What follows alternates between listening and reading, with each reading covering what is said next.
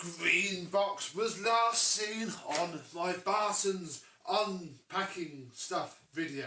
Didn't actually come from Mr. Barton or his shop though. It wasn't called Mr. Barton anyway. No, this came from a good collector friend of mine. Just so happens that somebody else, Ryan, lives near said collector person and bought it down. And this is where it's sat really. I haven't gone through it.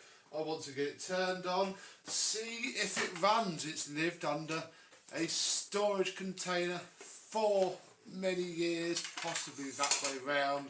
There is broken parts on it and we should probably have the back off and desuppressor it before we even think about plugging it in. So, let's have a look and see what we find. I can already see some mouse damage. Let's have a look.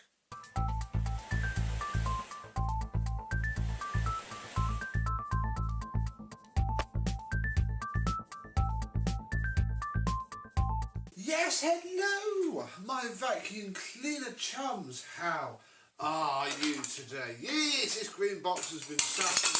I've kept this in the house. I didn't want it to go rusty, even though it has spent the last several years outside. But yeah, this box is all broken, so it needs to go in the bin. As well as the machine, I also got from Mr. Joe some wand ends, and this one's actually potentially brand new with a sticker on it, and genuine Hoover.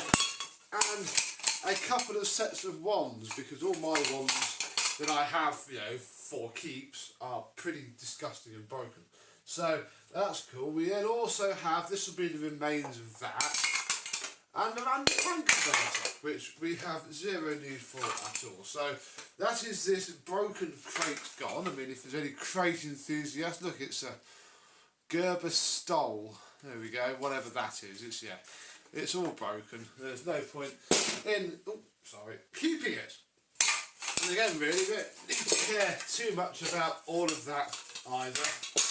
Although I'll wash it up with the machine. Yes, it's obviously tried to be sold before because, you know, Blue 427 offers. It obviously failed quite badly. Here are its credentials: 0427. 1977, January, there we go. As you can see, yeah, we are missing a wheel, missing a couple of other things I'd imagine as well. Let's come a bit closer and we'll have a look. I have the Victor V9 sat here. I think we might need to clean it as we go. We will remove the flex. The flex gives us our first sign of rodent damage. So I hope that's not the original flex. So it does have a very nice, look, Electra Volex plug. Very nice. That should clean up absolutely fantastically. Can we take this off yet, or do we not care? Oh, yeah, we don't care about that. So yeah, we have one sticker on this side. I presume it may have had one on that side. I don't know really. This would be a budget machine, certainly with just one solitary on-off switch. Obviously this highlights the second broken part. I'm assuming this isn't genuine either, although it only seems to have two little screws in it. So that's quite nice. And yeah, we need to try and get this off, but that might involve breaking what's left. Oh, let us open the front, where we can see that it's pretty full of gunk. But that isn't torn or damaged, and inside of there is very clean as well, so that's a good sign. I think what we'll do now is give this a quick vacuum up, because I don't want all of this to go everywhere while we're cleaning. And oh look, we can see the back of our hose inlet there, and oh, it looks like it's broken and been glued, so that's going to be fun. Right, let's tidy this up.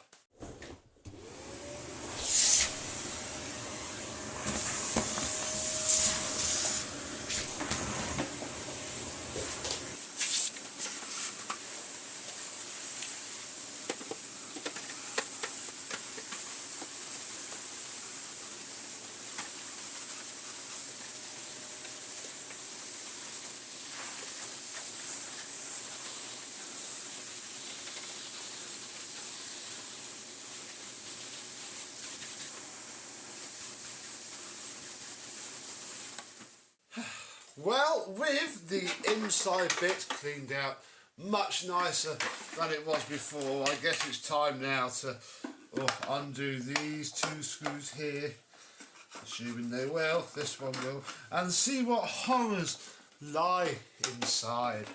I don't know what to expect. Probably lots of dead spiders.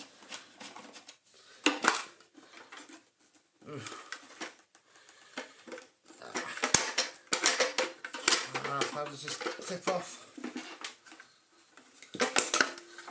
There we go. Yeah, so lots of cobwebs and other such gunk, but nothing too scary yet, although we do have another layer to go. So what's under here? Is this going to be our easy separation of the mains flex? Yes, it is. Look at that. We can just unplug those two terminals and take the cable off of the back, which I'm going to do now.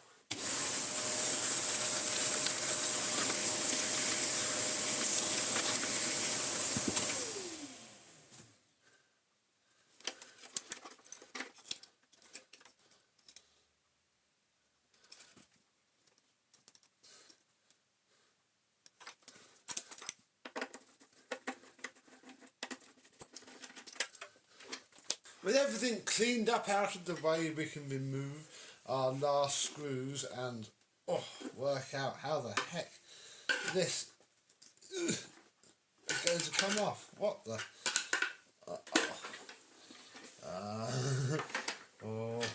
There is. There's a flat blade screw hole there. That looks like, if I just find myself the correct screwdriver. I'm hoping to save this bit for the camera.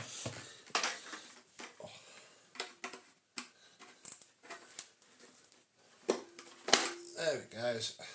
Bend that back another time. Oh, wow. Here we have the inside of our, oh, look at this, Hoover 427. What it actually is a Hoover Constellation motor. Look at that. It all seems fine. There is one solitary mouse-eaten nut that fell out of it. But, fantastic. This is going to be a bit easier than I thought, although what we really need to get at is that. That is what we need to take off. This is promising. It'll run fine. Excellent. Oh gosh, everything's falling off now. Right, I'm going to take stock, clean up and come back when we're ready to desuppress her. There we go, a few crimps and a few seconds later I've just joined them together. That will do. It spins. I think it's actually going to sound not too bad. I think we best start piecing this back together, and you go in there somehow. There we go. We have a significant amount of extra wiring now, but that's fine. Or hook it up to the switch at the top. Yeah, I'm quite pleased this is only a Constellation motor. I was worrying that it was going to be something weird and vintage, but we know our Constellation motors really well. I am not too worried. Oh, in fact, if we just raise you up a little bit there. Ta-da! We can roughly work out how the heck to assemble this. This needs to come out and feed through this slightly mouse-tuned piece of foam. Like that, I think. Oh, I don't know, we'll have to redo it another day. As long as it goes back together enough. That is correct. It's not. Ooh.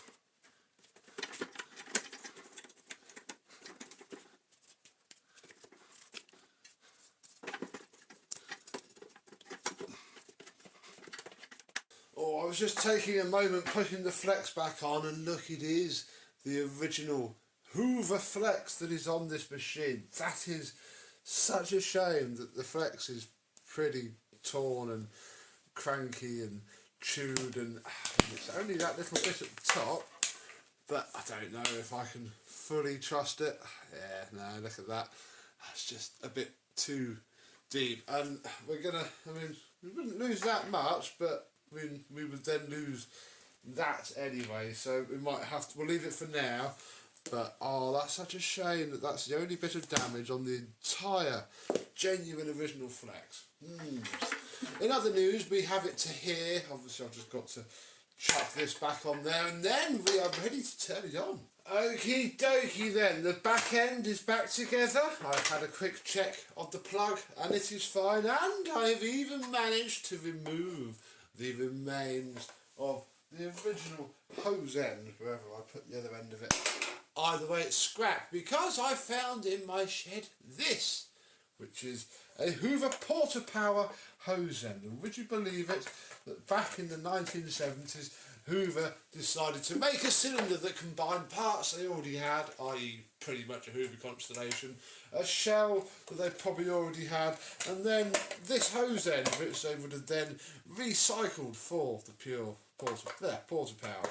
I just need to clean up the edges on along here at some point, but for now we should be ready. Oh my, this is a bit tricky. Look, I've got there we go. We should be ready to turn it on. I've no idea if it's on or off, so I guess we shall just leave it here and see what it does when I apply some power. Ready?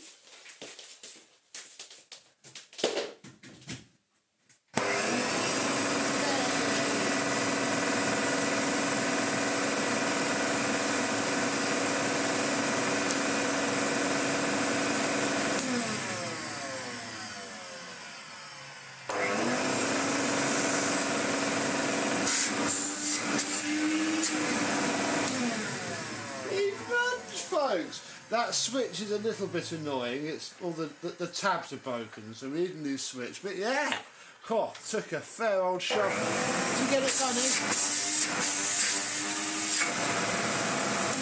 But run, we have got it. Fantastic. Right, I suppose next thing we should probably do is fashion up some sort of hose for it, and I may not go genuine Hoover for now, just so that we can use it. I think I have an idea. Hang on. Okay, so this will do for now. What we have is a black hose. I think it's a non-original but Hoover hose nonetheless. That can be roughly fitted because it's not permanent. To our hose end. Oh yes. Then all of that should just sit onto here. Good enough. And look, our Hoover has a Hoover forehead.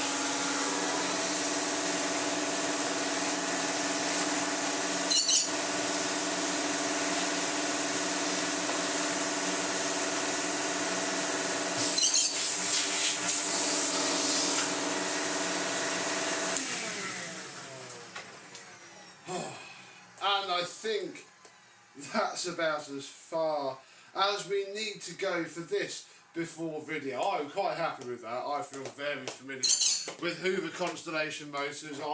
I see no harm in saying to you right now that this thing is probably going to sound very different when it is refurbished. Hopefully it will look a bit different. I don't know, I've been noticing there's a few big rust bubbles that may not survive washing here and there. I have to be careful. I don't really want to repaint this. I just want to wash it, see how well it'll come up by itself, and you know, somebody else can paint it if they want. I don't know. We shall just do a mechanical and cleaning restorations. This hose probably won't be on it the next time you see it. Hopefully that switch would have been replaced, and we'll sit down.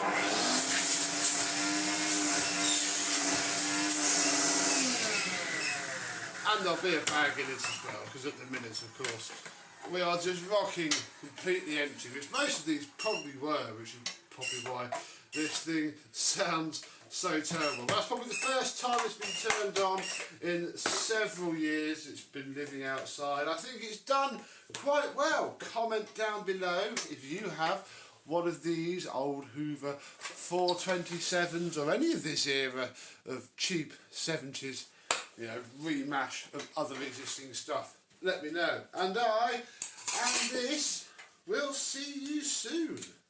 Oh, look at that, look, we can pretend we did it. Goodbye.